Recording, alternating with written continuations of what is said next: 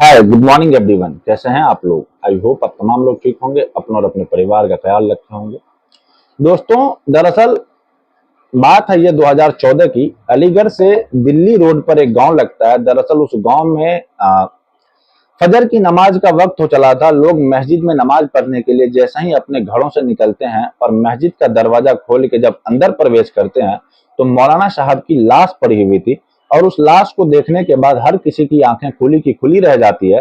दरअसल मौलाना साहब को बुरी तरह से मारा गया था, पीटा गया था, और उनके शरीर के कुछ जो हिस्से थे, वो अंग थे, वो बाहर निकल के आते हैं क्योंकि उन्हें बहुत बुरी तरह से काटा पीटा गया था। दरअसल कातिल भी मस्जिद के अंदर ही मौजूद था। यह खबर पूरी गांव में फैल जाती है। बड़ी संख्या में लोगों का जमघट भी लग जाता है। जब पूछा जाता है कि आखिरकार कत्ल क्यों किया गया, तो कातिल की उम्र उस वक्त लगभग 12 या 13 साल के आसपास बताया जाता है।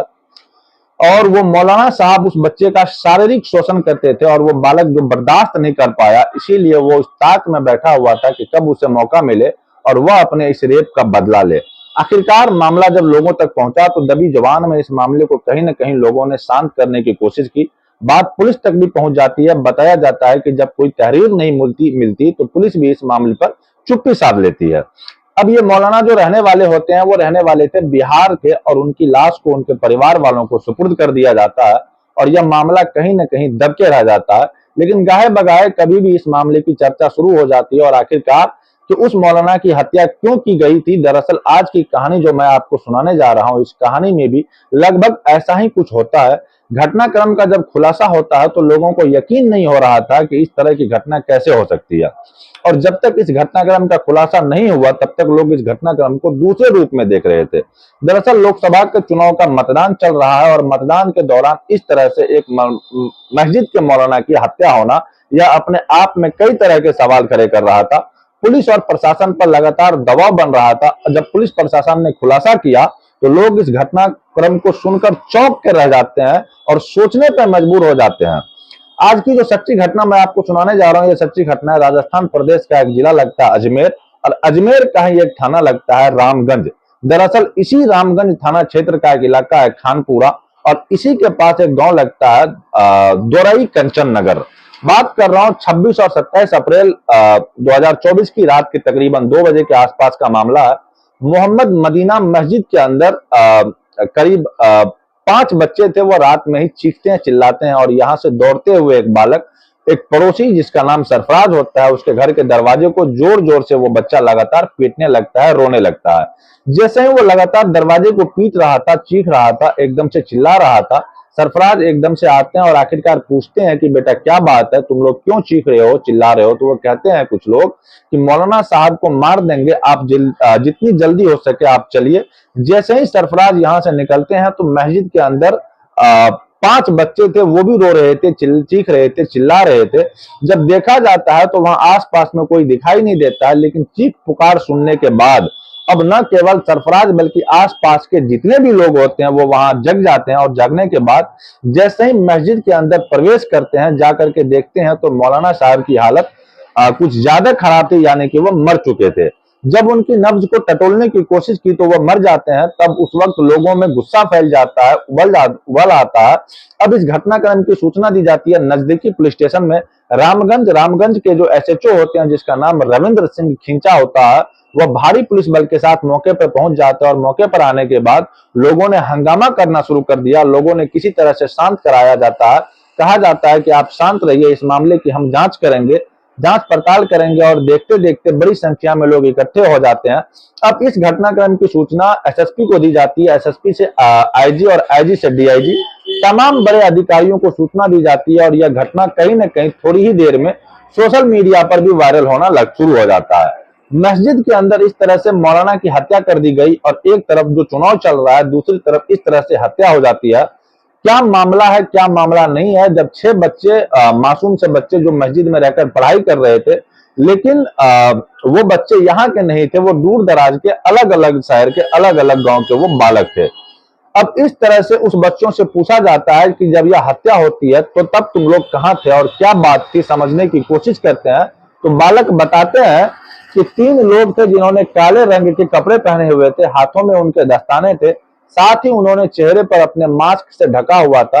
सबके हाथों में डंडे और लाठियां थी और वो आते हैं, आने के बाद तुरंत ही मौलाना साहब पर टूट पड़ते हैं और जब हम लोग जाग जाते हैं, रोने लगते हैं, फिर वो कहते हैं कि अगर तुमने शोर मचाने की कोशिश की तो तुम्हें भी मार दिया जाएगा। अब मौलाना साहब को वहां तब तक मारते हैं जब तक मौलाना साहब की मौत नहीं हो जाती। इतना सुनने के बाद अब लोगों में और उबाल फैल जाता है, गुस्सा आने लगता है कि आखिरकार ऐसा क्या है, जबकि मौलाना साहब का स्वभाव जो था वो बहुत अच्छा था, सबसे मिलकर किसी से कोई झगड़ा, किसी से कोई फसाद नहीं। दरअसल यह मौलाना उत्तर प्रदेश का एक जिला रामपुर और रामपुर का ही एक जगह लगती है शाहबाज रायपुर, वहां का रहने वाला होता है। लगभग 7 साल पहले वो रामपुर से आए थे इस अजमेर में और अजमेर में आने के बाद यहाँ एक सहायक के रूप में काम कर रहे थे और जैसे ही सहायक के रूप में काम कर रहे थे 28 अक्टूबर 2023 को इस मस्जिद के मुख्य मौलाना होते हैं, उनकी बीमारी के चलते मौत हो जाती है। इसीलिए इस मौलाना साहब को ही जिम्मेदारी दे दी जाती है। इसका नाम होता है मोहम्मद माहिर, जिसकी उम्र 32 साल के आसपास होती है। इतना अच्छा स्वभाव, आखिरकार कौन इनकी हत्या करेगा। दिन निकल आता है, पुलिस ने किसी तरह लोगों को समझाया बुझाया, लाश को कब्जे में ले लिया, उनको पोस्टमार्टम के लिए भेजा। पोस्टमार्टम की रिपोर्ट भी आती है। पोस्टमार्टम की रिपोर्ट में आखिरकार यह पता चलता है कि इन्हें लाठी डंडों से पीटा गया, साथ ही इनका गला घोटकर इनकी हत्या कर दी गई। अब बस एक ही सवाल था कि आखिरकार यह हत्या किसने की। तब बड़ी संख्या में लोग इकट्ठे होते हैं। इकट्ठे होने के बाद डीएम और एसपी के दफ्तर का घेराव कर लेते हैं और घेराव करने के बाद कहते हैं कि जितनी जल्दी हो सके इस घटनाक्रम का खुलासा कर दीजिए और सही कातिलों को आप गिरफ्तार करके जेल भेज दीजिए, नहीं तो हम लोग सड़क पर उतरने के लिए मजबूर हो जाएंगे, प्रदर्शन करने के लिए मजबूर हो जाएंगे। जाहिर सी बात है, पुलिस और प्रशासन पर लगातार दबाव बढ़ने लगता है। पुलिस और प्रशासन अपने तरीके से जांच पड़ताल शुरू भी कर देता है। 5 बच्चों से बारी बारी से पूछा जाता है। 5 बच्चों ने एक ही बात जो पहले बताई थी वही बात बताते हैं। अब 3 व्यक्ति कौन थे, कहां से आए थे, क्यों आए थे, क्यों मौलाना साहब की हत्या की, यही एक बड़ा सवाल था। पुलिस ने अब इस मामले की जांच पड़ताल करना शुरू किया। अब इसके बाद इसका पोस्टमार्टम होता है। पोस्टमार्टम के बाद इनकी जो डेड बॉडी थी, लाश थी, उनके गांव की तरफ भेज दी जाती है। रामपुर के जो जहां के वो रहने वाले थे वहां भेज दी जाती है और पुलिस पर लगातार दबाव बढ़ रहा था। आखिरकार पुलिस ने अलग अलग लोगों से पूछताछ के साथ ही उस इलाके के जितने भी सीसीटीवी कैमरे लगे हुए थे उस सीसीटीवी कैमरे को खंगालना शुरू किया। तो पुलिस को 2 संदिग्ध व्यक्ति दिखाई देते हैं। अब वो कौन थे, कहां से आए थे, उनके चेहरे थोड़े से धुंधले थे, इसीलिए उनका पता नहीं चल पा रहा था कि कौन थे। पुलिस ने उनकी तलाश करना शुरू किया और धीरे धीरे करके एक दिन बीतने लगता है। 1 सप्ताह बीत जाता है, 8 दिन बीत जाते हैं, 10 दिन बीत जाते हैं, लेकिन घटनाक्रम का खुलासा होते होते नहीं हो पाता है। लोगों में गुस्सा बढ़ने लगता है और इसी तरह से करते करते 12-13 दिन हो जाते हैं, यानी कि अब कहानी पहुंच जाती है 13 मई 2024, लेकिन घटनाक्रम का खुलासा नहीं होता है। लोगों में थोड़ा सा उबाल बना हुआ था, गुस्सा बना हुआ था। सोशल मीडिया पर तरह तरह की बातें शुरू हो जाती है कि आखिरकार मौलाना साहब की हत्या हो गई और पुलिस प्रशासन इस मामले में कोई भी कार्रवाई नहीं कर रहा है। तब मनोवैज्ञानिक रूप से इस घटनाक्रम का खुलासा करने का पुलिस दावा करने लगती है। दरअसल मनोचिकित्सक बच्चों के साथ बिठाए जाते हैं, उनसे बातचीत की जाती है और अलग अलग तरह के सवाल किए जाते हैं। जब अलग अलग तरह के सवाल किए जाते हैं और अलग अलग टाइम पे सवाल किए जाते हैं तो बच्चे टूट जाते हैं। आखिरकार जब बच्चे टूट जाते हैं तो सच सामने आता है। दरअसल बताया जाता है कि मौलाना साहब अपने घर गए हुए थे। इसमें टोटल मिलाकर 15 बच्चे पढ़ाई कर रहे थे, वो भी नमाज भी पढ़ते थे, साथ ही तालीम भी हासिल करते थे, यानी कि दीनी तालीम हासिल कर रहे थे। और ईद होने की वजह से 10 बच्चे अपने घर चले जाते हैं, क्योंकि वो दूर दराज के बच्चे थे, दूसरे गांव के बच्चे थे। 5 बच्चे जो है वो मस्जिद में ही रह जाते हैं और मौलाना साहब भी अपने परिवार के साथ ईद मनाने के लिए 25 अप्रैल 2024 को मौलाना साहब जब आते हैं तो साथ में उनका एक नाबालिग बालक होता है जिसकी उम्र लगभग 12 या 13 साल के आसपास होती है। उस बालक को जब लाते हैं, उन नए बच्चों ने जो पहले से मस्जिद के अंदर मौजूद थे उनसे मुलाकात कराई जाती है, बातचीत कराई जाती है और मौलाना साहब उस बच्चे को लेकर के अपने साथ सो जाते हैं, यानी कि रात में उस बालक का वो रेप कर देते हैं। उस बालक ने विरोध करने की कोशिश की, लेकिन मौलाना साहब ने कहा कि अगर तुम शोर मचाने की कोशिश की या किसी को कुछ भी बताने की कोशिश की तो तुम्हारा हश्र बहुत बुरा हो जाएगा। इसीलिए मौलाना साहब ऐसे बोल रहे थे। बालक डर जाता है। साथ ही बालक को उसने पैसे का लालच दे दिया और उससे कहा कि बेटा तुम किसी को कुछ नहीं बताओगे, मैं तुम्हें पैसे दूंगा। वो बालक शांत हो जाता है। दिन निकलता है, यानी कि अब 26 अप्रैल आ जाता है और जब 26 अप्रैल को जो बाकी जो बच्चे थे, 5 बालक जो पहले से मौजूद थे उस मस्जिद के अंदर, उनसे पूछा जाता है, उस बच्चों से पूछा कि उस रात तुम्हारे साथ क्या हुआ, तो बालक थोड़ा सा शर्माने लगता है, झिझकने लगता है और रोने लगता है। वो कहते हैं कि रोने की जरूरत नहीं है, जैसा भी तुम्हारे साथ यहाँ पर एक एक बार हुआ हम लोगों के साथ, पिछले 4 साल से लगातार ऐसे ही होते चला आ रहा है। तभी यहाँ से प्लानिंग बनती है। वो बच्चे कहते हैं कि ठीक है, अगर ऐसा हो रहा है तो क्यों ना हम मौलाना साहब को ही रास्ते से हटा दिया जाए। अधिकतम बालक की उम्र 15 साल से कम और 10 साल 11 साल के आसपास, उन 6 बालकों ने मिलाकर एक प्लान बनाया। उन बालकों ने रात के 8 बजे के आसपास जब बच्चे जाते हैं और सीधा मेडिकल स्टोर पर जाकर मेडिकल स्टोर वालों से कहते हैं कि मौलाना साहब नींद की गोलियां मंगाई है, आप नींद की गोली दे दीजिए। मौलाना साहब नींद की गोली खाकर सोते हैं। जब ऐसा बोला गया तो मेडिकल स्टोर पे आराम से दवा मिल जाती है। मौलाना साहब गए थे बाहर खाना खाने के लिए। रात को 10 बजे के आसपास वो वापस आते हैं। वो बच्चों से पूछ रहे थे कि बच्चों तुम लोग ठीक ठाक हो, क्या कर रहे हो। उन्होंने कहा कि हमने रायता बनाया है बूंदी का, क्या आप पीना चाहोगे। उन बच्चों ने मौलाना को रायता का ऑफर दिया तो मौलाना साहब कहते हैं कि ठीक है मैं पी लूंगा। उसके बाद उस रायते को वो पी लेते हैं। उन्हें पता नहीं था कि उनके अंदर नींद की गोलियां डाल दी गई है, और जिसके बाद उसके हालात कुछ ज्यादा अच्छी नहीं थी। मतलब जाहिर सी बात है, नींद की गोलियां खाने के बाद वो बेहोशी की हालत में पहुंच जाते हैं।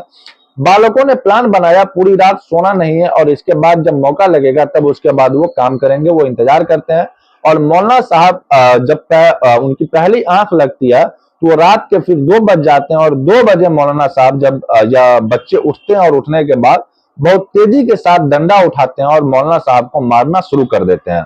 मौलाना साहब की आंख खुल जाती है। वो विरोध करने की उतनी स्थिति में नहीं थे। इसी बीच में बच्चे ने क्या काम किया, उसके गले में एक रस्सी का फंदा बनाया। 2-3 बच्चे इधर से खींच रहे थे, 2-3 बच्चे इधर से खींच रहे थे, और वो तब तक पूरी ताकत से खींचते रहे जब तक मौलाना का दम नहीं निकल जाता है, मौलाना की मौत नहीं हो जाती है। तुरंत इन्होंने एक फैसला किया कि यहाँ से जल्दी से निकलो। निकलने के बाद पब्लिक में शोर मचा दो कि 3 लोग आए थे। दरअसल पुलिस ने सीसीटीवी कैमरे में जो दो लोग दिखाई दे रहे थे, लेकिन 3 लोग कहीं नहीं मिल रहे थे, जो इन बालकों का कहना था। लगभग 100 सीसीटीवी कैमरे खंगाले गए थे। पुलिस का शक यहीं बढ़ जाता है, और फिर बच्चों से, क्योंकि बच्चे कभी झूठ नहीं बोलते, इसीलिए उन पर यकीन भी कर लिया गया। लेकिन पुलिस ने फिर जब अपने तरीके से पूछताछ की और मनोवैज्ञानिक तरीके से पूछताछ की, तब बच्चों के पास जाते हैं तो सच सामने आता है। और जब सब सच सामने आता है तो लोगों को यकीन नहीं हो रहा था कि जिस मौलाना का व्यवहार बहुत अच्छा, जो सभी के प्रति ईमानदार थे, सबसे अच्छी तरह से बात किया करते थे, मौलाना साहब 4 साल से बच्चों का यौन शोषण कर रहे थे, और इस बात का किसी को भनक भी नहीं लगती है। इस घटनाक्रम का खुलासा हो जाता है, लेकिन गांव के लोगों को यकीन नहीं हो रहा था। लेकिन यह भी कहा जाता है कि बच्चे कभी झूठ नहीं बोलते। बच्चों ने जो सच बताया या फिर लोगों ने जो उस पर यकीन भी करना पड़ा। दोस्तों, इस पूरे घटनाक्रम को सुनाने का उद्देश्य किसी को परेशान करना या किसी का दिल दुखाना बिल्कुल नहीं है, बल्कि आपको जागरूक करना है, आपको सचेत करना है, आपको बताना है कि कहीं भी इस तरह के कहीं बच्चे अगर पढ़ रहे हैं, अभिभावक यानी कि माता और पिता की जिम्मेदारी बनती है कि अपने बच्चों को इस तरह से बातचीत करते रहे अपने बच्चों के साथ, और साथ ही साथ आसपास के जो लोग उनसे जुड़े हैं उनकी भी जिम्मेदारी बनते हैं कि वो भले ही चाहे कोई भी हो, लेकिन थोड़ा बहुत शक की नजर से जरूर देखें कि कहीं ऐसा तो नहीं कि बच्चे का यौन शोषण हो रहा है। बालक किसी के कहने की स्थिति में ना हो। अगर वो कहने की स्थिति में नहीं भी है तो बात हद से ज्यादा बढ़ जाती है, और कहते हैं कि जब पानी सर से ऊपर पहुंच जाता है फिर उसका तरीका कुछ इस तरह से अपनाया जाता है, जिस तरह से मैंने कहानी की शुरुआत में कहा था कि 10-12 साल के बालक ने मौलाना साहब का पूरा पेट फाड़ दिया था, और उनकी आंतें वगैरह सब बाहर निकल आती है।